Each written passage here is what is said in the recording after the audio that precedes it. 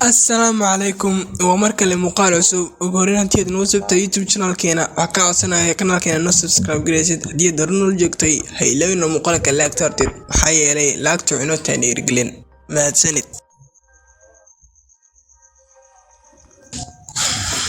Sheekada cabsida badan waxay u dhacday markaan jirnaa 15 sano.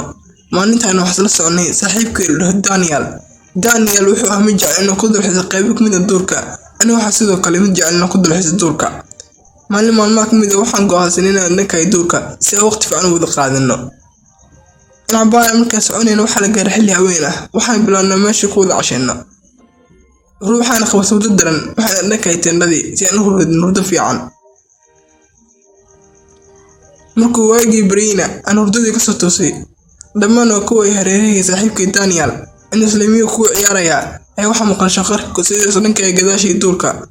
Markaas si aan u dhageysayna shanqartu xilay ka shaqar iyo cabsi gelinaysa.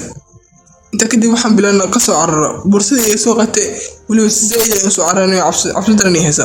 Marka gurigeena midna waan ka waayay saaxiibkay Daniel waxaan bilaabay maalinta xigtay inaan ku soo laabto goobtii aniga wata baaskiilkayga. Saati waxaan arkay guri ku yaal meel cidla ah waliba guri qadiimi ah. Marka guriga soo dhawaaday albaabkay inuu ambaara ku celiyo inaan gargaraaco wali ka furi kari waayay.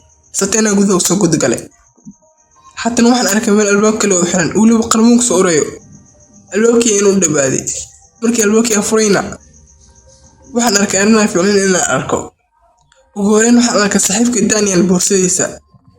Marka xigtana waxaan arkay saaxiibkay Daniel oo si xun loo dilo waliba dhaawacyo daran loo geystay oo waliba waxa si umeed ah. Inta kadib waan argagaxay banaanka inuu soo ordo ma tagaya waliba zayd inuu soo ordo markaan waa aad baan u cabsaday. Saati saaxiibkay Daniel wardintiisa waxa ku wasbaad goobaya waliba qaybo ka mid ah deegaanka baafinaya waliba booradiisa sawiradiisa ku dhijinayeen duurka. Maalintii xigtay waxaan u sheegay Daniel inuu ku jiro meedkiisa guri qadiimi ah waliba ku yaal duurka.